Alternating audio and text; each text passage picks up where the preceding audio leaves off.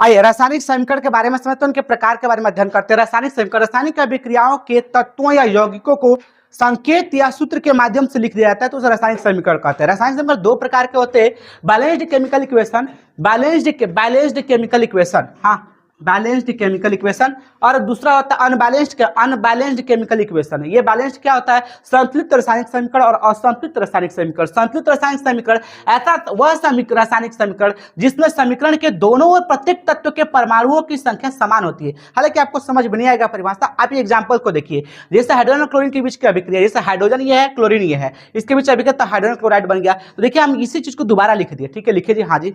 अब आगे देखते हैं हम लोग, यहाँ पे हाइड्रोजन है और क्लोरीन है, हम यहाँ से अभिक्रिया हम लोग करें तो ये बना हाइड्रोजन क्लोराइड, ठीक है। अब यहाँ पे देखिए कैसे गिनते हैं हम लोग, यहाँ पर एक छुपा है, एक में दो का गुणा कीजिए तो दो हो गया, और यहाँ पर एक छुपा, एक में दो का गुणा किए तो दो, यानी हाइड्रोजन इधर दो है, इधर भी क्लोरीन दो है। लेकिन यहाँ पर देखिए, सॉरी इसको देखना था ना, इधर हाइड्रोजन भी दो है और क्लोरीन भी दो है। यहाँ पर हाइड्रोजन और क्लोरीन देखिए, यहाँ पे हाइड्रोजन यहाँ पर एक है, क्लोरीन भी एक है। हम क्या करें कि हाइड्रोजन भी दो आ जाए और क्लोरीन भी दो आ जाए, तो यहाँ पे हम दो से गुणा कर दिए हैं, दो से गुणा करने पर क्या होगा कि हाइड्रोजन दो हो गया और ये साथ में क्लोरीन भी दो हो गया, ठीक है। तो हाइड्रोजन भी दो और क्लोरीन भी दो, इस तरह से बैलेंस्ड हो गया। देखिए BCE बैलेंस्ड केमिकल इक्वेशन, ये अनबैलेंस्ड केमिकल इक्वेशन है, ठीक है। आइए मैग्नीशियम और हाइड्रोजन क्लोराइड को अभिक्रिया कराते हैं हम लोग, तो मैग्नीशियम और HCl को अभिक्रिया कराएंगे। तो देखिए इधर मैग्नीशियम एगो है, इधर भी एगो है, हाइड्रोजन और क्लोरीन दो है ना। देखिए हाइड्रोजन दो तत्व है, तो हाइड्रोजन इधर दो है, क्लोरीन इधर दो है। अब हम क्या करें कि ऐसा कि इधर भी दो हो जाए, तो देखिए आगे जो कुछ भी करना वो आगे करना है, यहां नहीं कर सकते हम, तो यहां पे हम गुणा करेंगे, यहां नहीं कर सकते और यहां नहीं कर सकते, तो हाइड्रोजन यहां दो लिख देंगे हम, तो हाइड्रोजन भी दो होगा और क्लोरीन भी दो हो जाएगा। इस तरह से ये बैलेंस्ड हो गया। आइए इस पे चलते हैं हम लोग।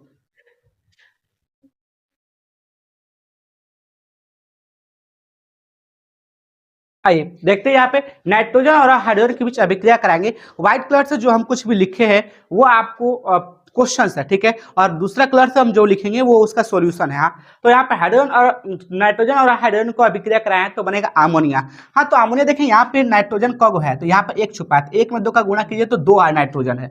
यहाँ पर ये तो लिखे नहीं है ना, हटा दीजिए ना, क्या दिक्कत है।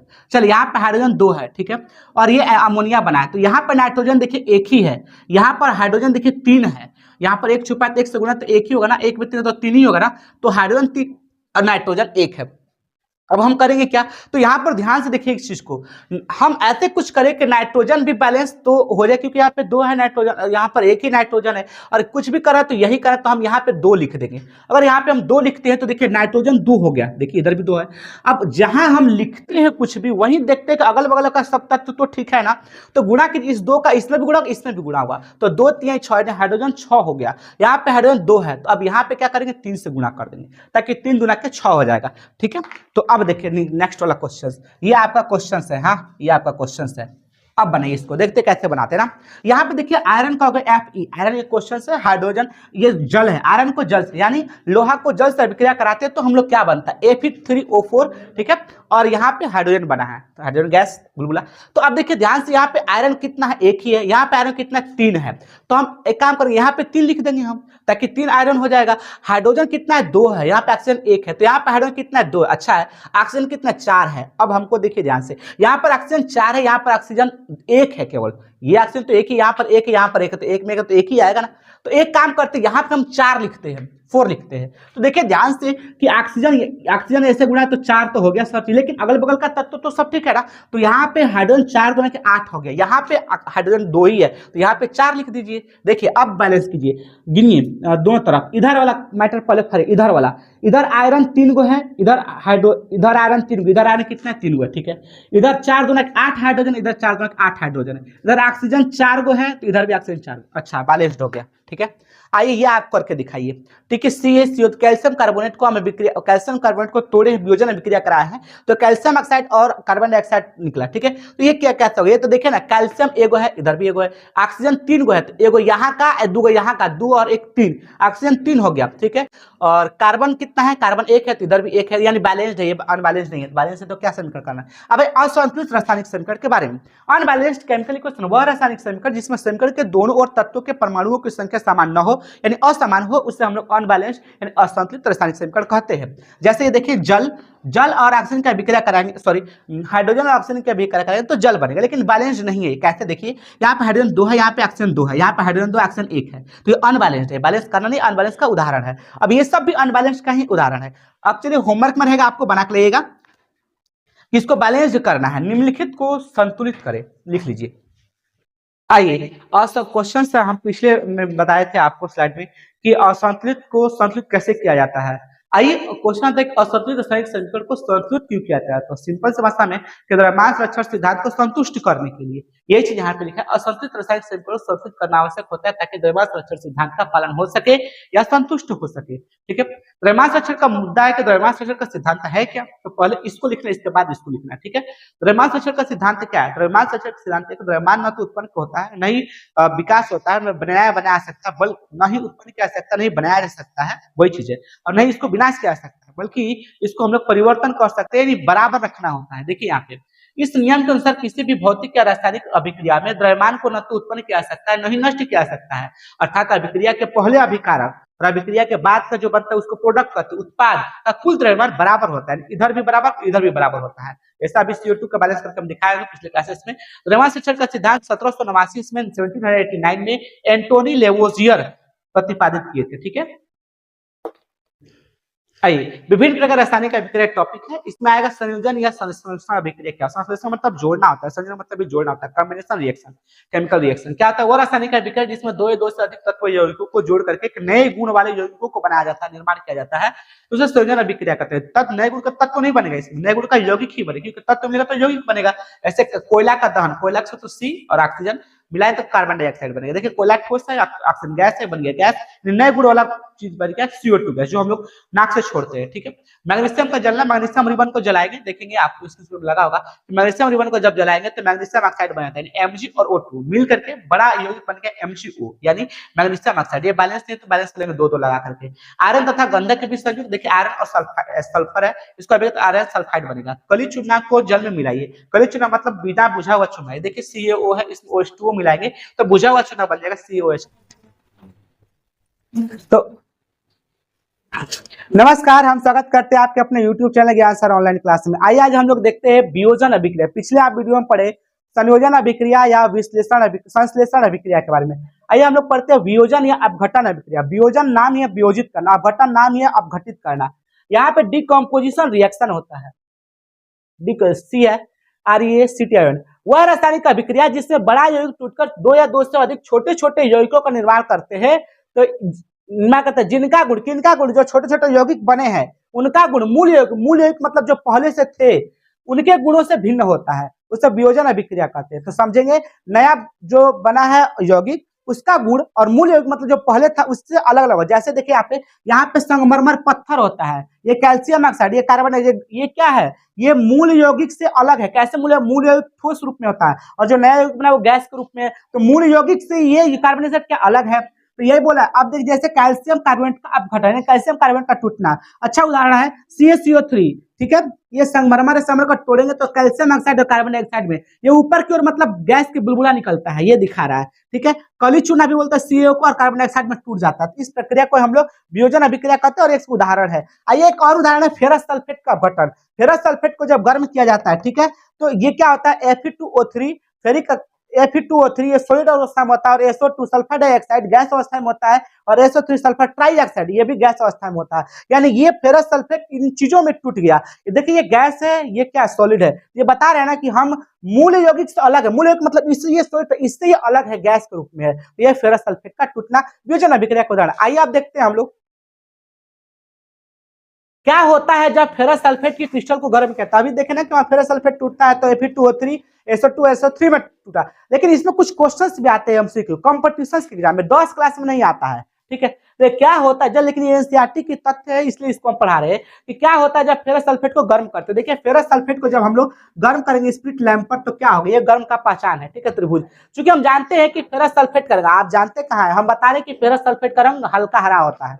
हल्का हरा रंग का होता है। फेरस सल्फेट का रंग कैसा होता है? हल्का हरा रंग का होता है, या नीला हरा या ब्लू ग्रीन होता है। या दोनों में से कोई भी आएगा, ऑप्शन टिक करेंगे। हल्का हरा रंग का होगा या नीला हरा रंग का होगा। जब इस क्रिस्टल को गर्म करते हैं तो पानी कणु निकल, यानी एक में कि गीला होगा, जैसा क्रिस्टल गीला क्रिस्टल होगा, या पानी कणु निकल जाते हैं। इसका कारण, इसका रंग सफेद या धूसर सफेद, ठीक है, धूसर सफेद रहता है। यानी ये कहने का मतलब कि हल्का हल्का व्हाइट होने लगता है, हल्का हल्का व्हाइट होने लगता है। हाँ, आ रहे हैं, आ रहे हैं। चलिए अब देखिए ध्यान से, यहाँ पे क्या क्वेश्चन है। ये वियोजन अभिक्रिया का उदाहरण है। इस वियोजन अभिक्रिया के भी उदाहरण है। क्या होता है जब लेड नाइट्रेट के चूर्ण को गर्म किया जाता है? देखिए, जब लेड नाइट्रेट पहले समझो कि रंग में परिवर्तन होता है, तो होता क्या है, लेड नाइट्रेट का रंग सफेद होता है। जब इसे गर्म किया जाता है तो लेड ऑक्साइड पीबीओ और भूरे रंग, ये पीला रंग का लेड ऑक्साइड होता है। याद रहे, क्वेश्चन आएगा पीबीओ का रंग कैसा होता है? पीला रंग का होता है। भूरे रंग की NO2, NO2 कैसा होता है? नाइट्रोजन डाइऑक्साइड कैसे भूरे रंग का होता है गैस, और ऑक्सीजन गैस विघटित होने लगता है। लेड नाइट्रेट क्वेश्चन आएगा, लेड नाइट्रेट टूटता है तो क्या होता है? PbO NO2 और NO3 में टूटता है, NO2 और O2 में टूटता है। ठीक है, ये क्वेश्चंस आपको एग्जाम में आते हैं। आइए हम लोग देखते हैं यहाँ पे वैक्यूम अपघटन अभिक्रिया, इलेक्ट्रोलाइसिस रिएक्शन। ये क्या है? वैक्यूम रासायनिक अभिक्रिया जिसमें किसी यौगिक के जलीय विलयन में से विद्युत धारा प्रवाहित करने पर अपघटित हो जाते हैं, टूट जाते हैं, उसे वैक्यूम अपघटन अभिक्रिया कहते हैं। देखिए इसमें होता क्या वैक्यूम अपघटन अभिक्रिया में कि जलीय पदार्थ होगा, यौगिक का जलीय विलयन होगा। इसमें करंट हम प्रवाहित करेंगे, जैसे दो तार लेंगे, प्लस माइनस न्यूट्रल और फेज रहे, तब उस पानी में डालेंगे। पानी मतलब उसमें नमक का जलीय विलयन हो सकता है, जल भी हो सकता है। तो इसमें दो रड लगे रहेंगे तो अपघटित हो जाएगा, धातु तो अलग अलग हो जाएगा। जैसे द्रवित सोडियम क्लोराइड का वैक्यूम अपघटन, यानी नमक को पानी में घोल दिए पूरा, और नमक ज्यादा, उसमें पानी भी है, नमक भी घोल दिए, तो उसका हम लोग करंट जब उसमें तरफ फ्लो कराएंगे तो NaCl को विद्युत धारा से प्रभावित करते हैं। तो सोडियम और क्लोरीन पर अलग अलग मतलब विघटित, सोडियम और क्लोरीन अलग अलग होने लगते हैं। पानी मतलब कैसे दिखाएगा? दो छड़ रहेगा, उसी छड़ पर सोडियम जो होता है वो कैथोड की छड़ पर एकत्रित होने लगता है, और क्लोरीन जो है वो अधातु है तो एनोड की छड़ पर। यहाँ क्वेश्चन आएगा कि जब सोडियम क्लोराइड अपघटन अभिक्रिया में कैथोड पर क्या धातु अलग होता है कि अधातु जमा होता है? तो याद रखिए अधातु एनोड पर होता है और धातु कैथोड पर होता है। ठीक है, लिखा है क्लोरीन एनोड पर, जब एक एनोड पर दूसरा कैथोड पर है, ये अधातु है तो धातु है। जब सोडियम क्लोराइड से विद्युत धारा प्रवाहित की जाती है तो सोडियम क्लोराइड अपघटित होकर सोडियम धातु कैथोड पर और क्लोरीन धातु एनोड पर, और क्लोरीन क्लोरीन गैस एनोड पर मुक्त होती है। विद्युत धारा, अब देखिए अगला एग्जांपल है कि द्रवित एल्युमिनियम ऑक्साइड का विद्युत अपघटन। अब द्रवित एल्युमिनियम ऑक्साइड का विद्युत अपघटन का होने में क्या होता है? तो देखिए ध्यान से, जब एल्युमिनियम ऑक्साइड की विद्युत धारा प्रवाहित की जाती है तो एल्युमिनियम ऑक्साइड का विलयन जलीय विलयन विद्युत प्रवाहित की जाती है, तो एल्युमिनियम धातु कैथोड पर तथा ऑक्सीजन एनोड पर जमा होने लगता है। यानी ये क्लियर हो गया कि यहाँ पे तो सोडियम को कैथोड पर बोलते हैं और एनोड पर जो होता है वो धातु जमा होता है। लेकिन यहाँ पे हाइड्रोजन जो है वो आपको, हाइड्रोजन यहाँ पे धातु की तरह काम करेगा, तो हाइड्रोजन कैथोड पर जमा है, और जो इसमें हाइड्रोजन की बात या एल्युमिनियम की बात, सॉरी, एल्युमिनियम धातु कैथोड पर जमा होगा और ऑक्सीजन धातु एनोड पर जमा होगा। खास करके गैस जो होते हैं वो धातु की श्रेणी में आते हैं, खास करके सब गैस की बात हम नहीं कर रहे हैं। अब देखिए जल का अपघटन, अगला उदाहरण है जल का अपघटन। जब जल में विद्युत प्रवाहित की जाती है तो हाइड्रोजन गैस कैथोड पर, यानी हाइड्रोजन सोडियम की तरह कार्य कर रहा है, और एनोड पर वो धातु होता है, तथा ऑक्सीजन गैस एनोड पर जमा हो जाती है।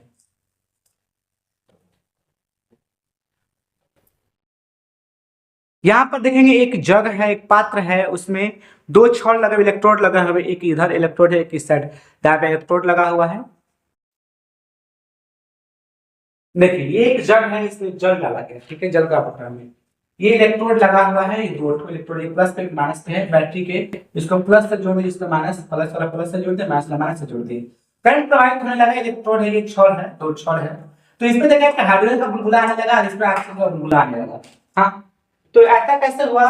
क्योंकि जब जल का अपघटन कराया जाता है तो हाइड्रोजन धातु की तरह यहाँ काम करेगा, तो हाइड्रोजन कैथोड के छड़ पर आएगा, ये कैथोड की छड़ पर आएगा, कैथोड की क्षरण कर रहेगा, और ऑक्सीजन जो है वो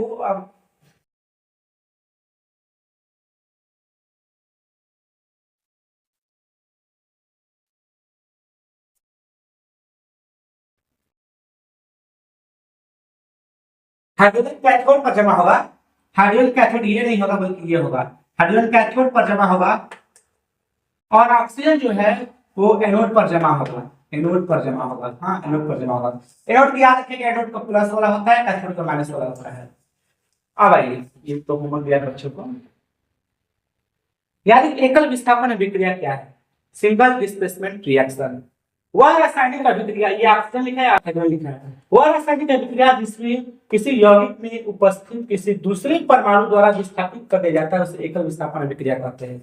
किसी कम क्रियाशील धातु को का अधिक अभिक्रिय धातु द्वारा विस्थापन, यह भी एक एग्जाम्पल है। एक प्रयोग आइए, प्रयोग आते कि जब लोहे की कील को कॉपर सल्फेट के विलय में डाला जाता है तो लोहा कॉपर सल्फेट से कॉपर को विस्थापित कर देता है। अब ऐसा सेकंड चैप्टर के अंतर्गत उभय विस्थापन अभिक्रिया ना, डबल डिस्प्लेसमेंट रिएक्शन, इसे द्विविस्थापन अभिक्रिया भी कहते हैं। डबल का मतलब होता है द्वि।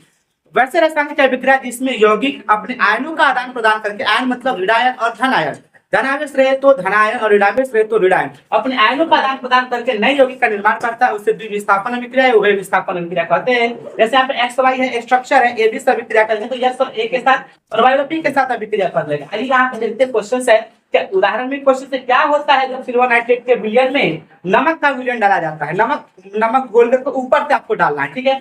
तो क्या होगा जब AgNO3 सिल्वर नाइट्रेट के विलयन में नमक का विलयन डाला जाता है तो Ag और NO3 बनता है। सॉरी, यहाँ पर Ag मिट गया है, यहाँ पे AgCl ना, सिल्वर क्लोराइड और सोडियम नाइट्रेट बनता है। AgCl और सफेद अवक्षेप के रूप में ठोस के रूप में प्राप्त होता है। यहाँ पे केमिकल रिएक्शन लिखा हुआ है, Ag प्लस NO3 माइनस होता है, Ag प्लस माइनस होता है। यह अभिक्रिया करते हैं कि Ag प्लस वाले माइनस वाले के साथ अभिक्रिया करेंगे, AgCl बन गया, और ये NO3 माइनस में तो प्लस वाले के साथ अभिक्रिया करेंगे, NaNO3, यहाँ पे यौगिक बन गया। यानी हमें क्या देखें तो विस्थापन अभिक्रिया में हम लोग